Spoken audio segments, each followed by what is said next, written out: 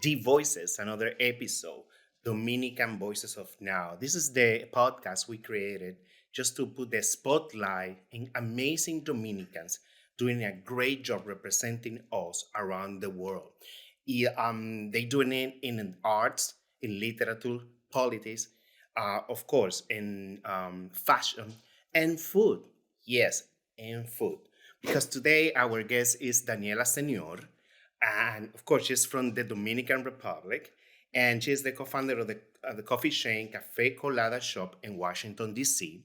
Also, is the co-founder of Bresca restaurant, who holds a Michelin star. And I know Reese Witherspoon, or the Vice President Kamala Harris, stopped by her coffee shop just to get cafe con leche.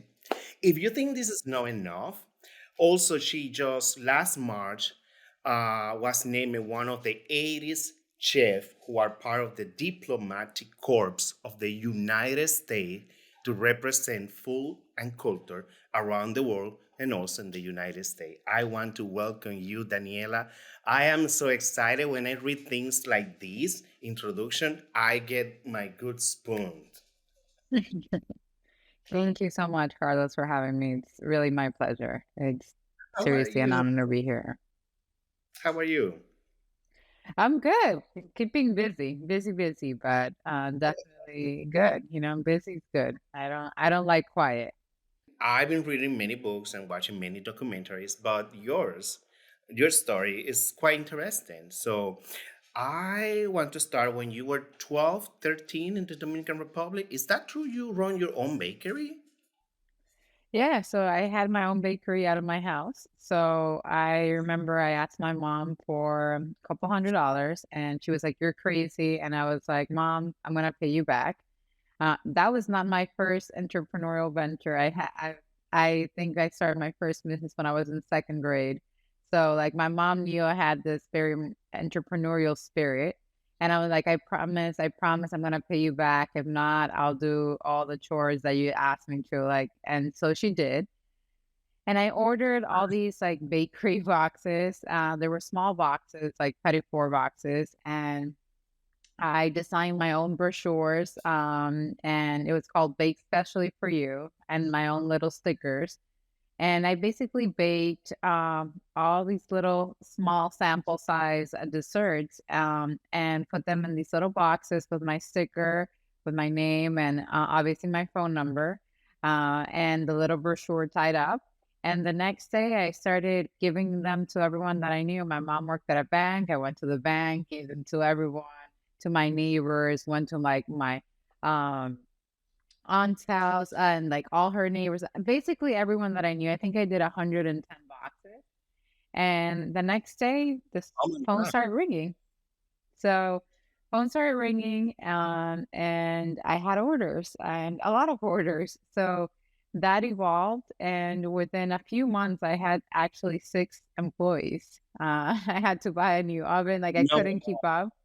I was waking up at 3:30, 4 in the morning, bake before school, would go to school, would get sometimes special permission from school to leave early, and then would keep like working in the afternoon. So yeah, and then I had that business all the way until I graduated high school. And, with part of that money was that I was actually able to study abroad. So I studied in New York, but I saved all those years from when I was 13 till I was 18 to pay for my school because I wanted to go to CIA. It's called the Culinary Institute of America, my school, and I really wanted to go there. That was my dream, and I saved money to do I just closed my jar because I thought this was like you're going to answer like, yeah, I run my bakery. I was at 12, and no, you really run as a business and save to go to study abroad. I love that even more now.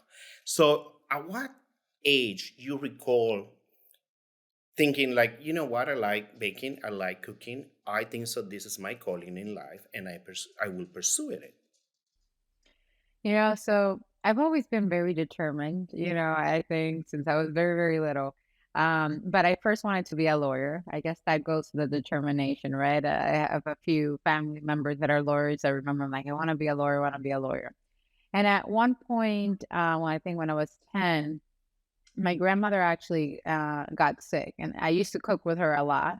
My mom doesn't cook anything, like when I mean not one thing, and my dad either. So, but my grandmother, both of my grandmothers actually cooked a ton. So, and was always, I always enjoy the kitchen. But when my mom got sick, my mom had to travel with her for her treatment, and my dad kinda didn't even know what to do with, like, dinner or what was going on, and, he just gave me sanduchito and sanduchito and sanduchito, and I'm like, "Okay, enough with the sanduchito." Like, some things that happen Of here, so course. I yeah, so I opened the book and I figured it out, and I made dinner, and he was like, "Oh, like, this is actually pretty good," and I become pretty focused. I started studying, a lot, of foods and reading a lot of books, looking at a ton of recipes online. And then my uncles would come on Sunday for the baseball game to watch the baseball game in my house. So I would started making some snacks, started making some things to share, and I had such a I don't know, it was so welcoming from their end, and it inspired me more and more. And I was just like, I kind of became addicted to how food made people come together and how food made people feel. So I think that's when I decided, like, this is what I wanna study. And I'll say that, at the beginning, my parents were very fond of the idea. They were like, "What do you mean you're gonna study cooking?" I feel like now it's a lot Yeah. more known, with a Yeah. lot of TV chefs and so forth. But at the time, it was like, what? Especially, in Dominican Republic, that there's an expectation of you are a lawyer or a banker or a doctor, like, the very traditional, um, I would say, degrees. So let's move when you move here to New York. I'm in New York, and it's one of the most exciting city for food. One of the most exciting city here in America. How was the experience like leaving home and you didn't care? You're like, I'm just going to study in the school and I'm going to meet people and I'm going to start my own life.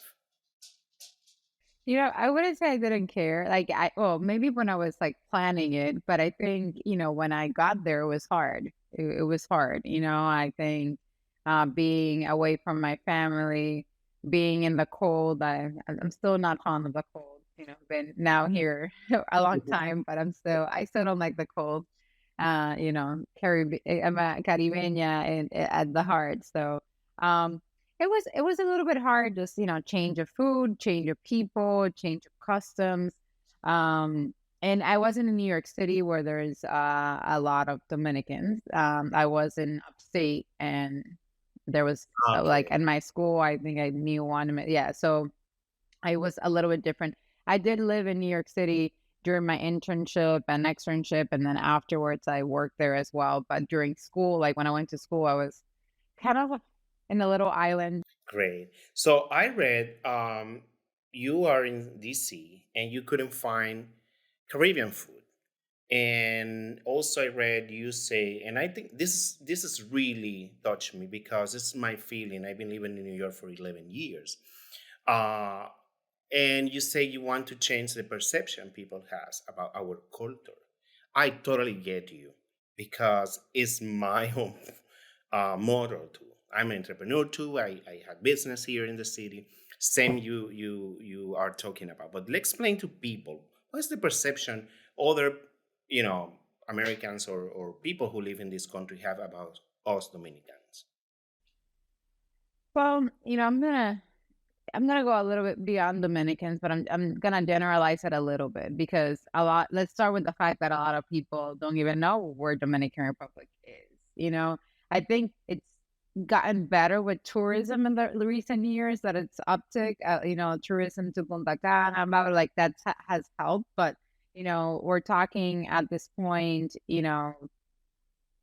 10 years ago or so, like no, a lot of people in DC weren't even sure where DR was. It was like, oh, is that near? They actually knew more about Haiti than they knew about Dominican Republic. funny enough, we're like, 100%. and I'm like, "Oh, we share the same island." Oh, like, there was just like not really a ton of knowledge. But I would say Caribbean food in general and Latin American food in general was perceived as lesser than, right? It's just, I would say like very hole in the wall. Just kind of, not that there's anything bad with that, but it's just like that was the extent of what they would see it. They didn't really have a high end appreciation for it, for the food, the ingredients, the people, because their knowledge of it was, they would either go into their little, again, hole in the wall, little restaurant that, again, probably delicious, but they were getting their food in a styrofoam container, not really served, not really having a service component, not Like the an most appealing. experience. Exactly, not the most appealing place. And that has to do because, opening restaurants costs a lot of money everywhere, but I think here, especially in the United States, costs a lot of money. And unfortunately, the access to capital to a lot of people of color and Latinos is not very easy, So what, most people can't afford is to open a very small, very modest place. But I think that also then adds up to the perception that that's all there's out there, which we know it's not true. We have gorgeous restaurants. I still say, like, every time I go to Santo Domingo, like, our restaurants are way more beautiful than the ones that I see here. It's like incredible, right? So it's just like we have gorgeous restaurants, incredible food, and we're not seeing that here, right? We're just seeing, again, the hole in the wall. So I wanted to change that perception. I wanted to create a place that was casual, was all day, showed the coffee component, showed the cocktail component. Most of our cocktails are rum based, food, but ultimately a place that people was like, "This is cool. I wanna be here. I feel alive," like the colors, the vibrancy, sharing I was sharing, the beautiful things of our country, right? And so I that's was why took as a mission. Yeah, I was doing my research this morning. I went to the website and then went to the menu. I'm like, I don't know if I take a bus and go to the sea and have lunch in this place. Like, I'm going definitely.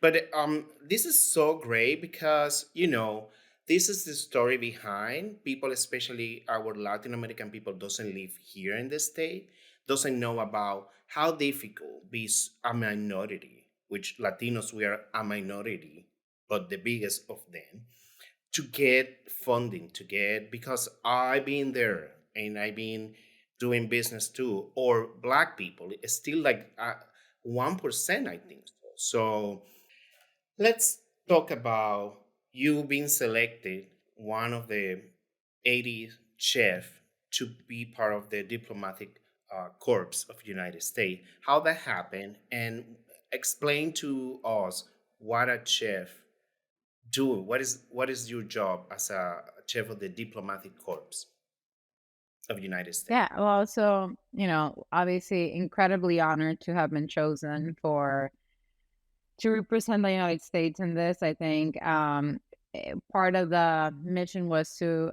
again, put as many backgrounds of people together that kind of represent what a melting pot this country is, right? So, in that Latino scheme, I definitely am very proud to be able to represent our country and our culture.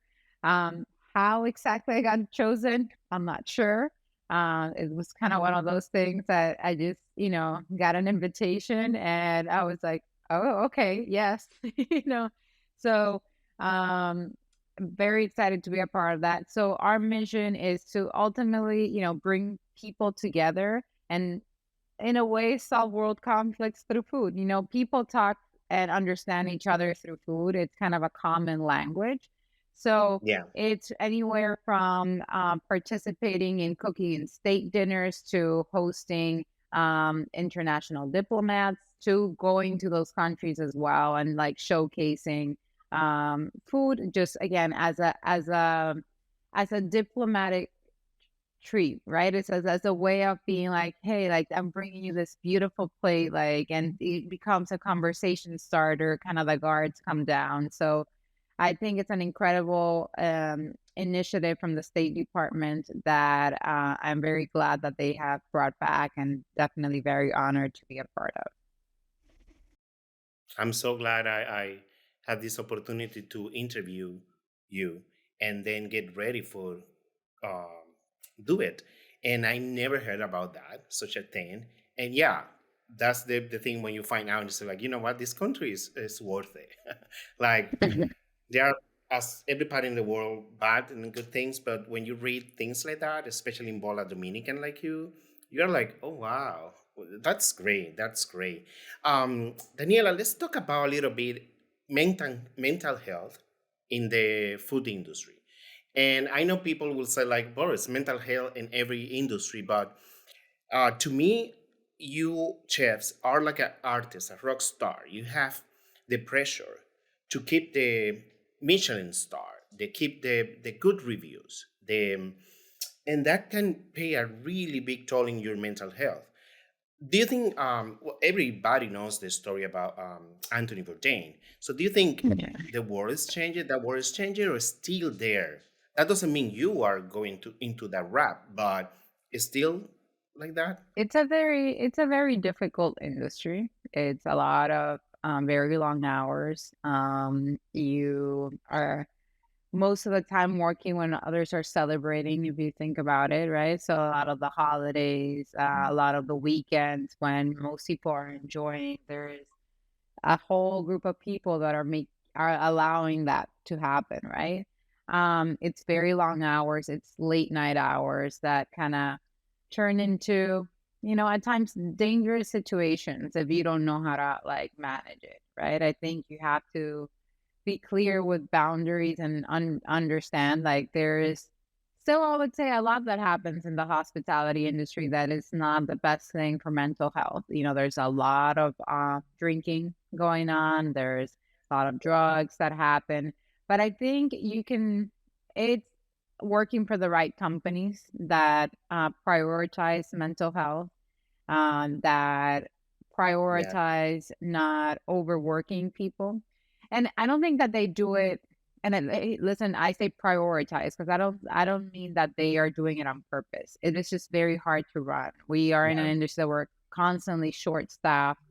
Um, it's hard to determine how many people you need. If someone gets sick, you want to help out. So it's not that it's being done on purpose, but it ends up happening a lot, right? So you have to make it a priority to have being in a place where you're in the hospitality industry, but that you're able to get some balance.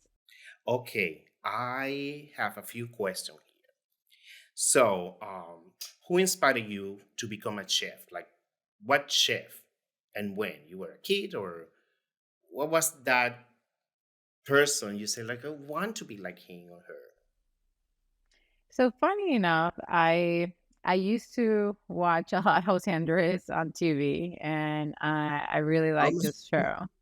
Yeah, so it's interesting that I ended up. It wasn't because of that that I went to work with him, but yes, but I that was one of the chefs. But I wouldn't say it was one person in particular. It was again, I was very drawn to just food in general and how that brought people together. I was very curious about different cultures and how and the cuisine of different cultures of countries that I've never heard of before, and like kind of just learning about that culture through their food. So I don't know. I watched a lot of shows and studied a lot of recipes, and yeah, I would spend honestly hours just looking at stuff, and yeah. So it wasn't anything or anyone in particular necessarily, but again, I was just really drawn to food.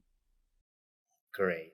So, because your restaurant is about Caribbean cuisine and Cuban, which I love, what is the difference between moro and congri? Moro, That yeah, um Well, congri is more, like, well, you see how it makes the rice gray? Like, but that's what it's called congri. It's more cooked, together, but the beans are more smashed, and it turns the rice, like, gray. Moro is very similar, I think, in the way how we cook it. We don't typically smash part of the beans, but also the beans that we use, are typically different. We also eat black beans, but typically we eat more red kidney beans, in Yeah. DR. So yeah, so they're very similar in a way. Uh, It's how people call certain things ultimately. exist two hard battlers. Who invented the salsa and who invented mofongo? Who invented mofongo for you?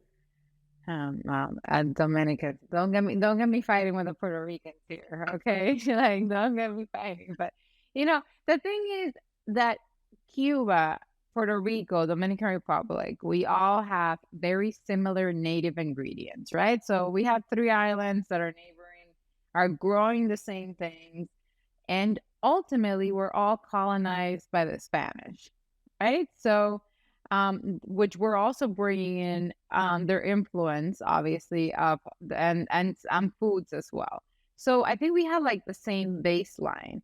So it's hard. There's a lot of lines that get crossed, right? And that the same thing, it's called something slightly different, which again, moro con gris, like it's just things take their own little way, and who invented, who knows? But I'm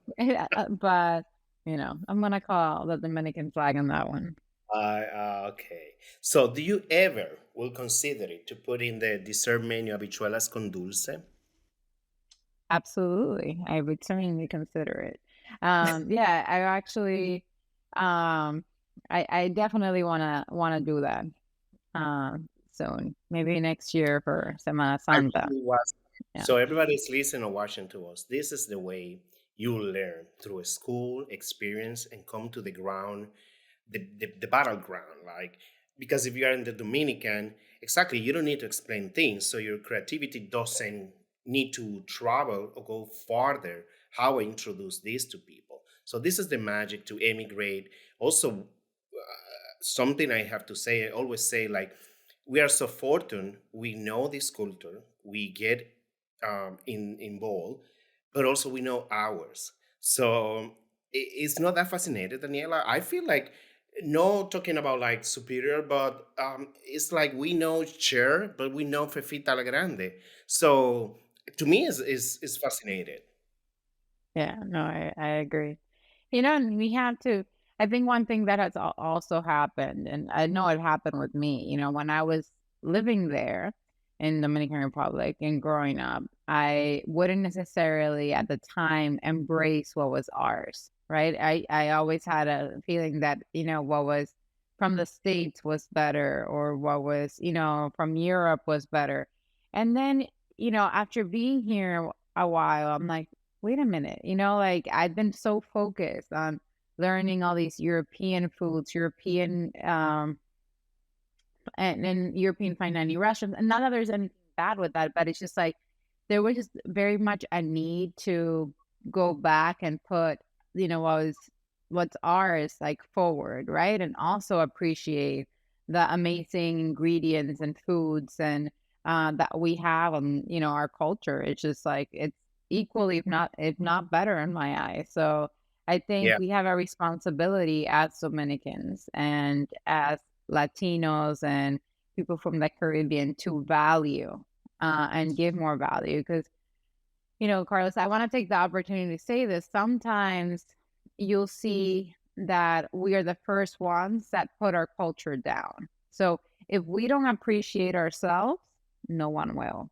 So we need to show the world how great we are and how great our products are. And that starts by ourselves valuing it first, right? And then valuing it. And when someone's, charging what something's worth, pay it happily. If you obviously, if you can, like compared to someone else, because sometimes, well, back home, well, you know what, we're not back home. That was the thing, things don't cost the same as back home, and we're in a different place. So embrace it, tell your friends, show it, be proud of it. So I think that's we have a lot of work to do, and I'm not only talking about food. I'm talking fashion, like whatever. It's just we have Everything. to embrace everything. Yeah, Yeah, I'm 100% with you in all these, starting like when you live in the Dominican Republic, you want to consume and you think and you value things from Europe or United States. But when you move here, after years, you crave for, you know what, is so hard being a immigrant and have that stamp of Latino and Dominican, in my case, plus gay. Like when you say women, you become so aware and you want to just share the experience and make people conscious.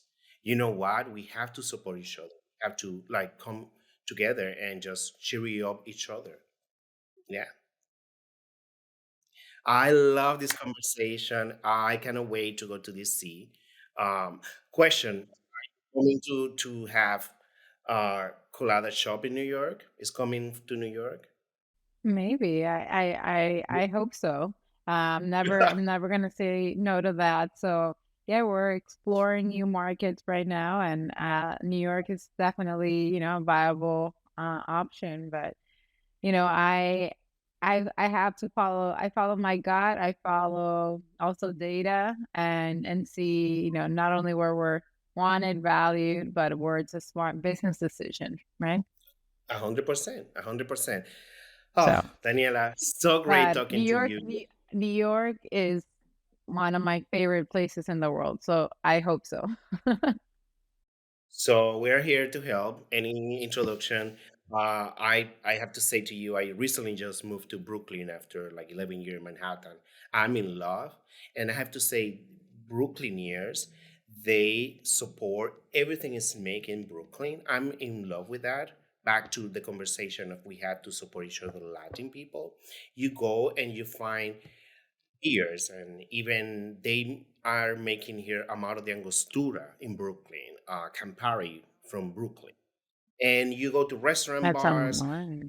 and yes, everybody's so proud. Shoes, skincare, candles. And the first thing they say is like made in Brooklyn. So, and I think so. This is a really great example of how you support the community. So you will see. I think so. You will be here. Okay. Fingers crossed. Okay. Thank you so much for dedicating Thank this you. time to us, and we really learn a lot from you. And it's a confirmation you have the same experience of every immigrant who's been successful. And we are so proud of you, okay? As a Dominican, as a Thank you so Latin much. woman. Thank you, Kyla. Thank you.